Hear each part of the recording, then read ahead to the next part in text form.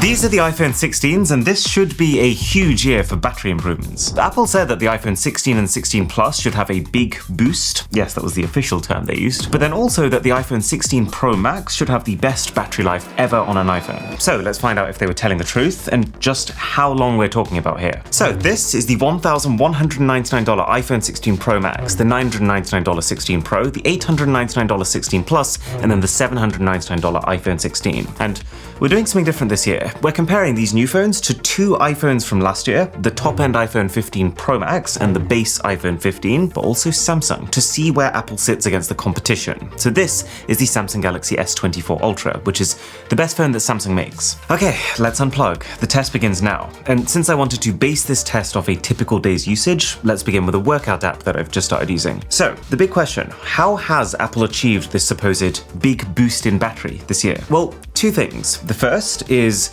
they've apparently added bigger batteries to all iPhone 16s, which sounds like the most obvious thing I've ever said, but you would be amazed how resistant phone companies are to doing this. I would guess because Apple knows how much people want bigger batteries, combined with how a bigger battery is one of the easiest ways to upgrade a phone, that they specifically save these battery improvements for years where there's not much else going on. Kind of like a band-aid, always ready to slap in and fix a slower year of changes. Okay, so that's an hour of workouts and, oh, the base iPhone 16 is currently leading the pack.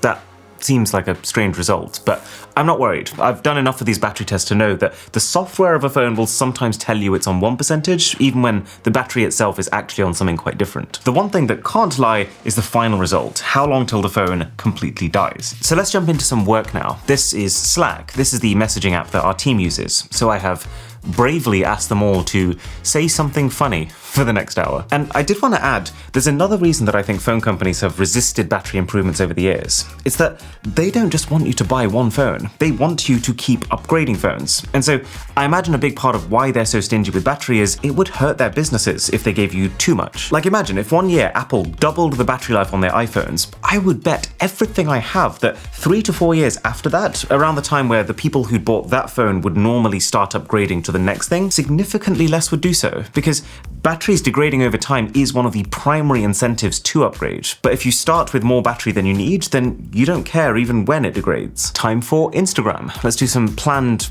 spontaneous doom scrolling. So yeah, the last time that Apple properly upgraded the batteries on their phones was between the iPhone 12s and the iPhone 13s. And even though that wasn't a massive year of other changes, battery is so important that I would say that one change alone made the iPhone 13 stand out as a good time to upgrade. My point being that even though the iPhone 16s feel like a smaller, more incremental update to the iPhone 15s, if the battery improvements are actually big, then that alone would be enough to put them on the map. So there's a lot resting on this. And so, is it working for them? Well, you can see that the normal iPhone 16's battery has fallen back in line. It's still doing really well, but just now at a sensible, believable level. Samsung is the one who's taken the lead, which, man, would it not be such a smooth move if on a table of 6 iPhones, the one Samsung is the one that takes the win? Oh, can you see, by the way, that the iPhone 15 screen has gone super dim? Well, that actually ties perfectly into the second reason for the apparently improved battery life this year. The first is the larger battery, which we've talked about, but the second is the new chips in these phones. See, the iPhone 16 and 16 Plus are running Apple's new A18 chipset, and the 16 Pro and Pro Max are running the new A18 Pro. I won't get too technical here, but basically these chips are designed using a new process that manages to get the transistors closer together. The transistors are kind of like the building blocks of the chip, so if they're packed in even closer together, it reduces the communication distance, making them faster, making them more energy efficient, which is the thing that's good for battery, but also less hot. And that is a key part of why the iPhone 15's display is dimmed and the new phones haven't yet. And this improvement to the chipset should actually be a particularly big jump for the base iPhone 16 and 16 Plus, because those phones have actually jumped forward 2 generations. Before, Apple would only let the Pro phones have the latest tech, and so the normal iPhone 15 is using a chip from 2 years ago, even though it's last year's phone. But this year it's simple. Every new iPhone gets a new A18 generation of chips. I guess because all iPhones need to run Apple Intelligence, and Apple Intelligence requires this new hardware. That said, after 4 hours, now that we're jumping into YouTube, is it looking like as big of a claim as Apple was making it seem? Well, so far, the new iPhones are outpacing their last generation counterparts. The iPhone 16 is doing better than the iPhone 15, and the iPhone 16 Pro Max is doing better than the iPhone 15 Pro Max. But they're not exactly crushing them. It's really Samsung who seems to be running away with this test. Now, bear in mind this Samsung Galaxy S24 Ultra, I've never actually tested in one of these battery videos before, but I have used it as my main phone for a while, and I have been blown away by battery life. So if Samsung wins this, it doesn't mean that the new iPhones have poor battery, but it also wouldn't reflect great on Apple, since battery is meant to be one of the big new things here. Also, just so you know, we've taken a lot of precautions to make this test as fair as possible. All phones are on their latest non-beta updates, so that means every iPhone is on iOS 18 and the Samsung is on Android 14. We've bought new versions of each phone, so nothing here has had more than 5 charging cycles, and their battery is 100% healthy. The room temperature is controlled at 18 degrees Celsius because that's been the average of indoor and outdoor temps for us. They're all on light mode, their settings are calibrated, their screen brightness is matched. They will look very slightly different to you because of natural variances in panels and also the viewing angle from the camera, but they are matched. My point being that there are things that you can't factor in with a test like this, like no phone has a SIM card in, because that would introduce a whole new tier of variables. But at the same time, this should give you as accurate a representation as you can get of how all of these phones perform relative to each other. We're on the cameras now, by the way, and this is probably the most demanding thing that any normal person does on a day-to-day basis, because recording 4K video pushes just about every single component in your phone to the max all at once. So this is where you expect overheating and rapid battery drain. But oh boy, I'm actually particularly impressed with this Samsung, and it shows that serious work has been done somewhere here. The Galaxy S24 Ultra has a 5,000 mAh battery, and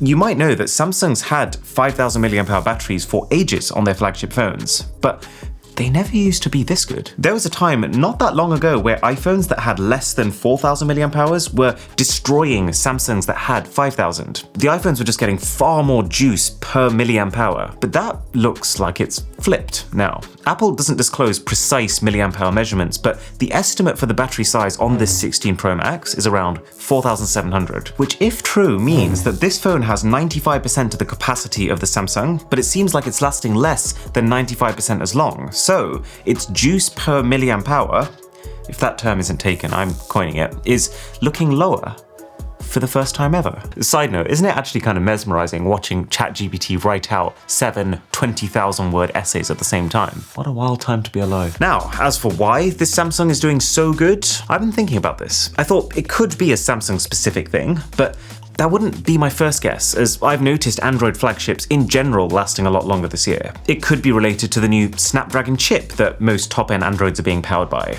And maybe that's a factor, but that can't be the main thing, because my new Google Pixel's battery is also really surprisingly good, and that doesn't use a Snapdragon. Then I realized the common thread.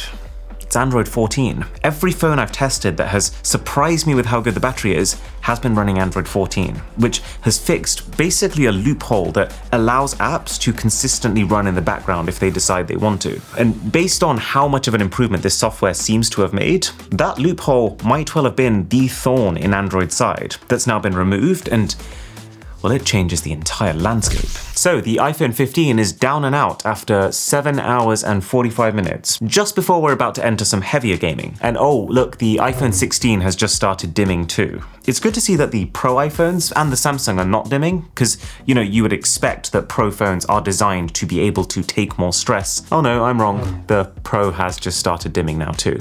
iPhones sometimes do this just before they die, but the fact that I can't turn the brightness back up does mean that this is a thermal issue. Well, that's disappointing. And now both phones are out in the exact same minute. But from this point, now that it's just the big boys left, let's just get to it. Let's fast forward this test all the way to the finish now. It's brutal, seemingly unending finish right into the late evening, which is when the editing starts. And I'm going to do something a little extra this time around. As soon as we've gone through the battery drain results, I'm also going to, while the phones are here, quickly stick them on charge so we can see how fast they go the other way. So as you've seen, in 7th place was the iPhone 15 with 7 hours and 45. Not an amazing result, but still I would say sufficient battery for most medium users. Then there was a pretty large gap before the 16 died, which is good. Based on the intensity of this test, 8 hours 19 is a sign that I still wouldn't recommend the 16 to the absolute heaviest users, but you've got more than enough as long as you're not one of them. And then completely neck and neck with the 16 is the 16 Pro. And I'm kind of both glad that Apple has managed to make a compact phone with actually great battery life now, while also feeling a little disappointed that they didn't manage to make the Pro last, well, even a minute longer than the base iPhone. Isn't battery life like the single feature that power users are going to need more of than basic users? And then, another large gap later, the iPhone 16 Plus called it at 8 hours and 45 minutes. This is great battery, there is no doubt about it. But it's also not as great as I expected. I actually assumed that this Plus would outlast the base 16 by at least an hour, and so the fact that its lead has ended up as just 26 minutes means battery isn't really a massive factor in going for the Plus this generation. The iPhone 15 Pro Max has top-end battery life. This one I expected to last a long time, and it absolutely did, with 9 hours and 35, which I think is down to the extra efficiencies from the ProMotion display that can both scale up the refresh rate when you want things super smooth, but also scale down to really low refresh rates when your apps just don't need it. So in apps where it can scale back, it will save you a lot of battery. In 2nd place then, the iPhone 16 Pro Max does indeed improve upon the 15 Pro Max's already stellar battery life, with 11 hours and 22 minutes, which, fair play, that's pretty amazing.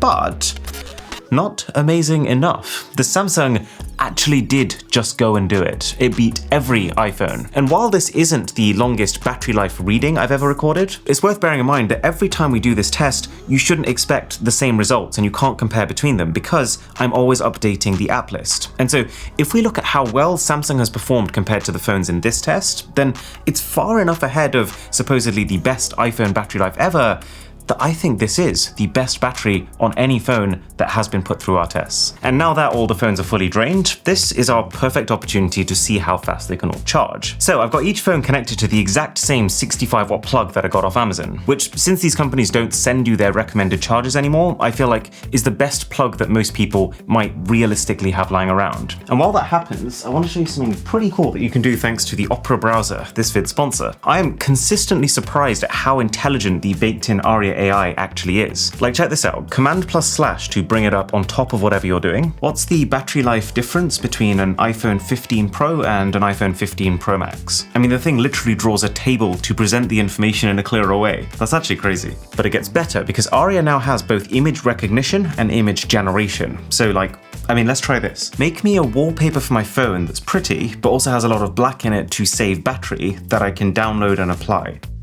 Okay, that's cool. It's by far the best browser for organization, thanks to tab islands, but also functionality, thanks to being able to have your tabs all the way across the top and then your apps all the way down the side. Link below to download the Opera browser for free. So after about 10 minutes of charging, these are the percentages. 22%, 22%, 22%, 21%. Whoa, so basically every iPhone 16 has the same charging speed. We got 19% on the 15 Pro Max and then 22 again. So the Pro Max iPhone last year was a tiny bit slower. 17. Bear in mind, this phone can charge a little faster if you specifically use Samsung's own 45-watt power brick and cable, but that's not cheap. So if you're using something more generic, then it seems like iPhone is likely to charge faster. Catch you in the next one.